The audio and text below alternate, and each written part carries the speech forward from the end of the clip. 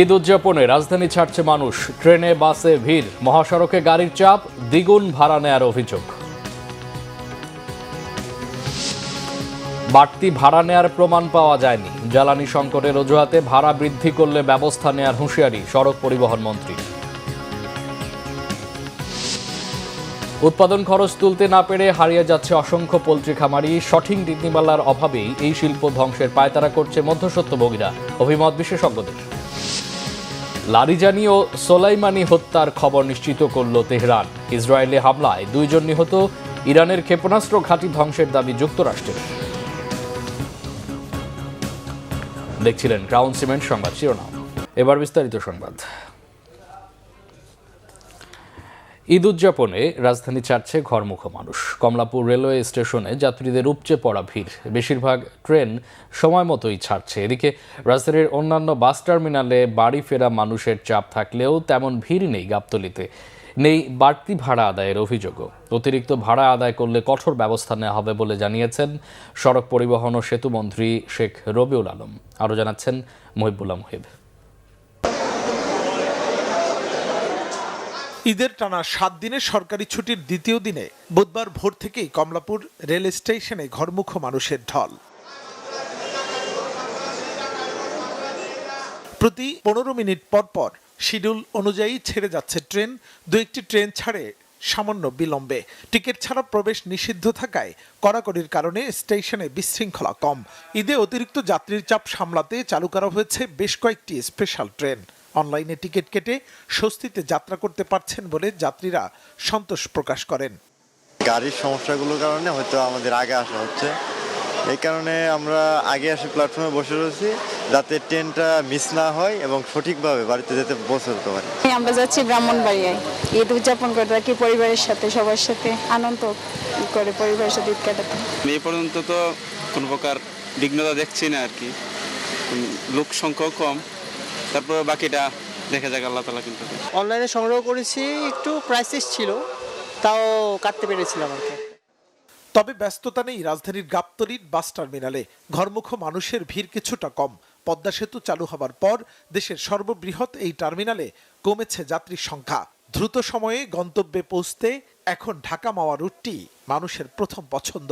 এই টার্মিনাল থেকে অনেকটা নির্ঝঞ্ঝাটেই বাড়ি ফিরছে মানুষ, নেই কোনো বাড়তি ভাড়ার অভিযোগ। আমাদের যা ভাড়া ছিল সেটাই, গতবারও যা ভাড়া ছিল এবারও সেম। জ্বালানির অবস্থা কি?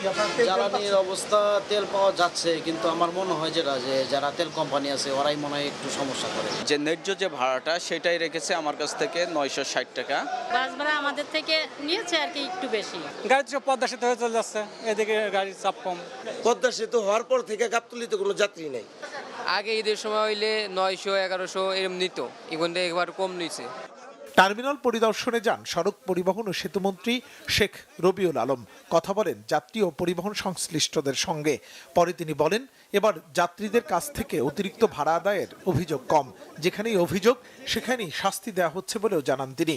15 তারিখ রাত 11টা থেকে গণপরিবহনে পর্যাপ্ত ফুয়েল দেওয়া হচ্ছে। আপনি একটা পরিসংখ্যান দেখলে বুঝবেন, যমুনা সেতুতে যা নিয়মিতভাবে যান চলাচল করে তার চেয়ে 32,000 গাড়ি কালকে বেশি গিয়েছে। এই যে রাস্তায় আপনারা দেখছেন লাখ লাখ গাড়ি চলাচল করছে, সবই তো ফুল পাচ্ছে। কোন লোকাল বাস নিচ্ছে না, প্লিজ একটা কমপ্লেন আমাকে দেন নির্দিষ্টভাবে যে এই পরিবহনের এই রুটের এই গাড়িটি অথবা এই কোম্পানির এই গাড়িটি। ডেফিনেটলি আপনারা কমপ্লেন করেন, কমপ্লেনের জন্য আমরা সার্বক্ষণিক টিম রেখেছি। রাজধানীর অলিগলিতে অবৈধভাবে গজিয়ে ওঠা টিকিট কাউন্টার ঈদের পর উচ্ছেদ করা হবে বলেও জানান শেখ রবিউল আলম। মহিবুল্লাহ মুহিব, বাংলা ভিশন, ঢাকা।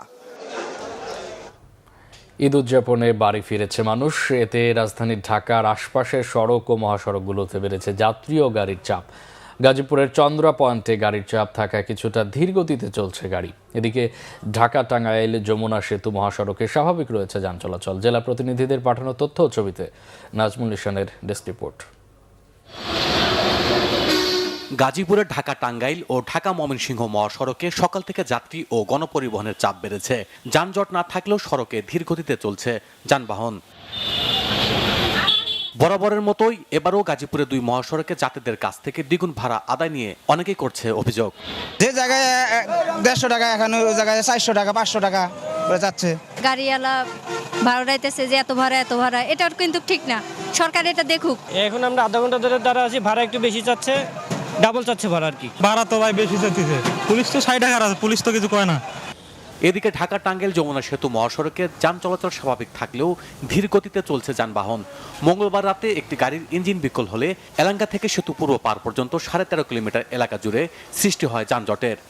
আমি টাঙ্গাইল থেকে ঢাকা গাইবান্ধা যাচ্ছি, বাট আমি ঢাকার ভাড়া মানে ঢাকা থেকে গাইবান্ধার যে ভাড়া আমি সেটাই পেমেন্ট দিচ্ছি, মানে নিশ্চয়তা পাওয়ার জন্য, গাড়ির টিকিটটা কনফার্ম করার জন্য বা গাড়ির সিট পাওয়ার জন্য ফ্যামিলি নিয়ে যাচ্ছি।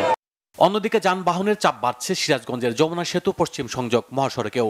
উত্তর ও দক্ষিণাঞ্চলের 22 জেলার মানুষ চলাচল করে এই মহাসড়ক দিয়ে। গণপরিবহনের পাশাপাশি ব্যক্তিগত যানবাহন, মোটরসাইকেল ও ট্রাক পিকআপ ভ্যানে করে আনন্দে বাড়ি ফিরছেন ঘরমুখো মানুষ।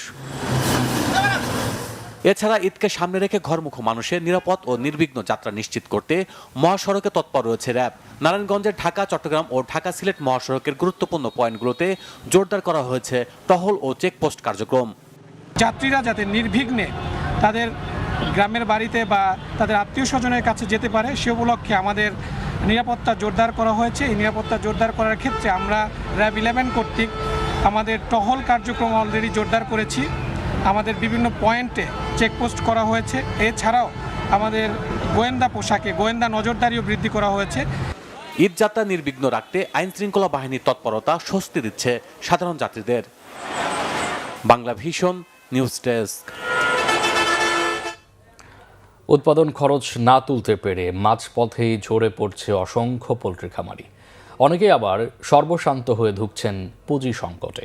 পরিবার নিয়ে বেঁচে থাকার লড়াই এখন নিত্যসঙ্গী।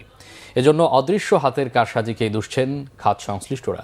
আর বিশেষজ্ঞরা বলছেন, সঠিক নীতিমালার অভাবে এই মধ্যস্বত্বভোগীরা এই শিল্প ধ্বংসের পায়তারা করছে, যার মাসুল দিতে হবে সাধারণ ভোক্তাদের।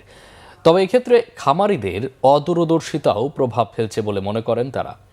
পোল্ট্রি খাত নিয়ে 2 পর্বের রিপোর্টের আজ প্রথম পর্ব। ক্যামেরায় রেজাউল করিম। টাঙ্গাইলের ভুয়াপুরের বাসিন্দা আব্দুল কাইয়ুম এখন পুরোদস্তুর রাজমিস্ত্রি হলেও একসময় ছিলেন পোল্ট্রি ফার্মের উদ্যোক্তা। স্বপ্ন ছিল নিজের পায়ে দাঁড়ানোর, তবে সে স্বপ্ন অধরাই থেকে যায় এসএসসিতে জিপিএ 5 পাওয়া মেধাবী তরুণের।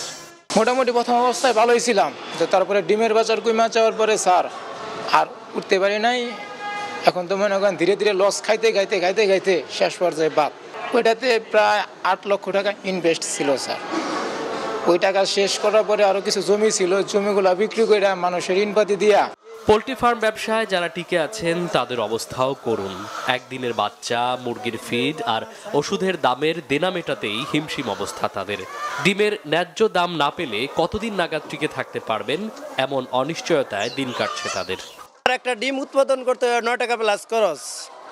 এই জায়গায় আমরা এখন ডিম বিক্রি করতেছি, লালটা বিক্রি করতেছি 6 টাকা 50 পয়সা, আর সাদা বিক্রি করতেছি 5 টাকা 50 পয়সা। বাচ্চার দাম বাড়াই দিচ্ছে, খাদ্যের দাম বাড়াই দিচ্ছে। আমরা খুব মানে যে আমরা উৎপাদন খরচ আমরা দূরতেছেন, আমরা লসে আছি। একটা ডিমের মূল্য থেকে আপনার বাচ্চার দাম বেশি, তাদের আপনার খাদ্য উৎপাদন থেকে খাদ্যের মূল্যটা আমাদের কাছে যেটা পোষায় সেটার মূল্য তারা বেশি নিচ্ছে।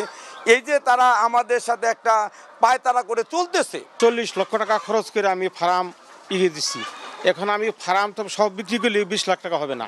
খাত বিশেষজ্ঞরা বলছেন, বাজার ব্যবস্থাপনার অদৃশ্য কারসাজিতেই ঝরে পড়ছেন প্রান্তিক পোল্ট্রি ফার্ম উদ্যোক্তারা।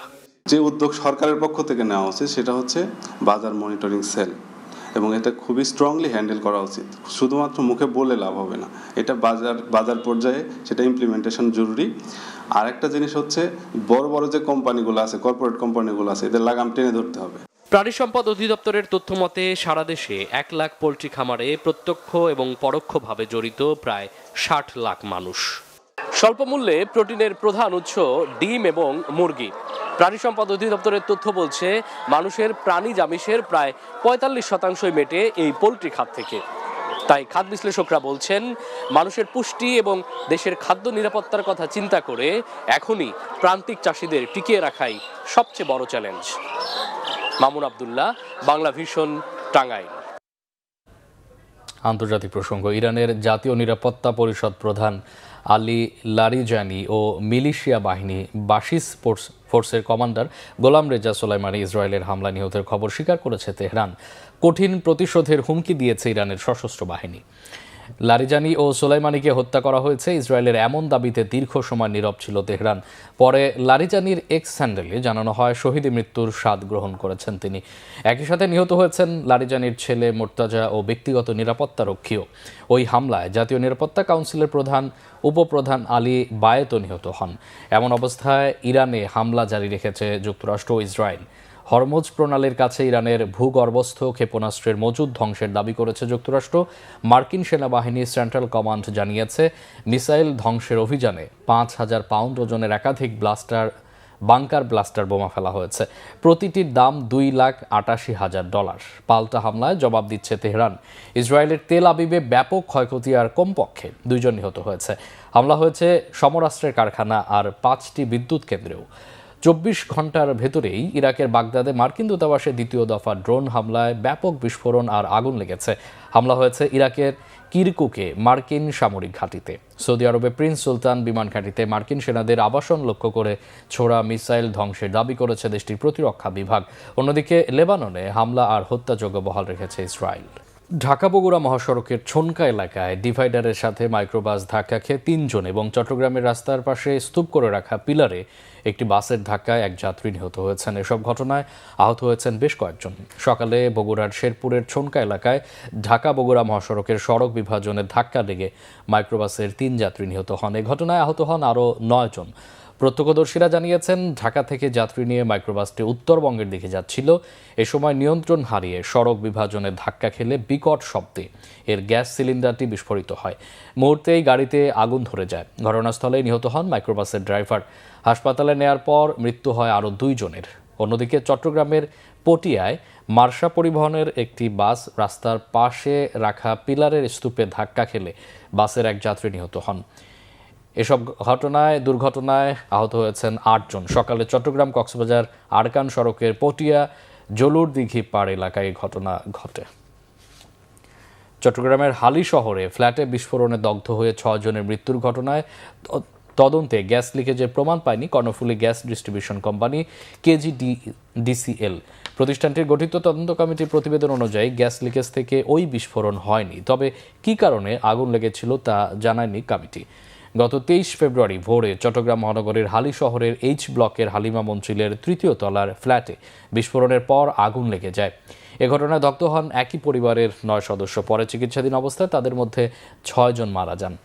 ঘটনার পর KGDCL ও ফায়ার সার্ভিসের পক্ষ থেকে আলাদা তদন্ত কমিটি করা হয়। KGDCL এর করা 4 সদস্যের তদন্ত কমিটিকে 4 কার্যদিবস সময় দেওয়া হলেও সম্প্রতি তারা প্রতিবেদন জমা দিয়েছে। কমিটির প্রধান ছিলেন KGDCL এর বিতরণ বিভাগের উপমহাব্যবস্থাপক মোহাম্মদ রফিক খান। তদন্তে ঘরের ভেতরে গাড়ির এসির কম্প্রেসর, গাড়ি রং করার কাজে ব্যবহৃত রাসায়নিক ভর্তি ড্রাম ও গাড়ির ব্যাটারি পাওয়া গেছে বলে জানিয়েছেন তিনি। মধ্যপ্রাচ্যে যুদ্ধাবস্থা তীব্র আকার ধারণ করায় চট্টগ্রাম বিমানবন্দরে আন্তর্জাতিক ফ্লাইট চলাচলের স্থবিরতা বেড়েছে। গত 28 ফেব্রুয়ারি থেকে শুরু হওয়া অচলাবস্থায় বিপাকে পড়েছেন যাত্রীরা। বিমানবন্দরের জনসংযোগ কর্মকর্তা প্রকৌশলী মোহাম্মদ ইব্রাহিম খলিল জানান, বিমান বাংলাদেশ এয়ারলাইন্স, সালাম এয়ার আরাবিয়া ও US বাংলা এয়ারলাইন্সের শারজা, দুবাই, আবুধাবি থেকে চট্টগ্রামের ফ্লাইটগুলো পুনরায় স্থবির হয়ে পড়েছে। এর মধ্যে বাংলাদেশ বিমানের মধ্যপ্রাচ্যে আসা যাওয়ার 2টি, US বাংলার দুবাই থেকে আসার 1টি, এয়ার আরাবিয়ার শারজা থেকে আসা ও যাওয়ার 4টি ফ্লাইট এবং সালাম এয়ারের মাস্কাট থেকে আসা যাওয়ার 2টি ফ্লাইট বাতিল হয়েছে। তবে বিভিন্ন এয়ারলাইন্স এর মধ্যপ্রাচ্য থেকে 4টি অ্যারাইভাল ফ্লাইট ও 3টি ডিপার্চার ফ্লাইট সচল ছিল। সব মিলিয়ে গত 28 ফেব্রুয়ারি থেকে চট্টগ্রাম বিমানবন্দরে 137টি আন্তর্জাতিক ফ্লাইট বাতিল হয়েছে। সংবাদ শেষ করব গ্রাউন্ড সিমেন্ট শিরোনামগুলো আরেকবার জানিয়ে। ঈদ উদযাপনে রাজধানী ছাড়ছে মানুষ। ট্রেনে বাসে ভিড়, মহাসড়কে গাড়ির চাপ, দ্বিগুণ ভাড়া নেয়ার অভিযোগ। বাড়তি ভাড়া নেওয়ার প্রমাণ পাওয়া যায়নি। জ্বালানি সংকটের অজুহাতে ভাড়া বৃদ্ধি করলে ব্যবস্থা নেওয়ার হুঁশিয়ারি সড়ক পরিবহন মন্ত্রীর। উৎপাদন খরচ তুলতে না পেরে হারিয়ে যাচ্ছে অসংখ্য পোলট্রি খামারি। সঠিক নীতিমালার অভাবে এই শিল্প ধ্বংসের পায়তারা করছে মধ্যস্বত্বভোগীরা, অভিমত বিশেষজ্ঞদের। লারিজানীয় সোলাইমানি হত্যার খবর নিশ্চিত করল তেহরান। ইসরায়েলে হামলায় 2 জন নিহত। ইরানের ক্ষেপণাস্ত্র ঘাঁটি ধ্বংসের দাবি যুক্তরাষ্ট্র।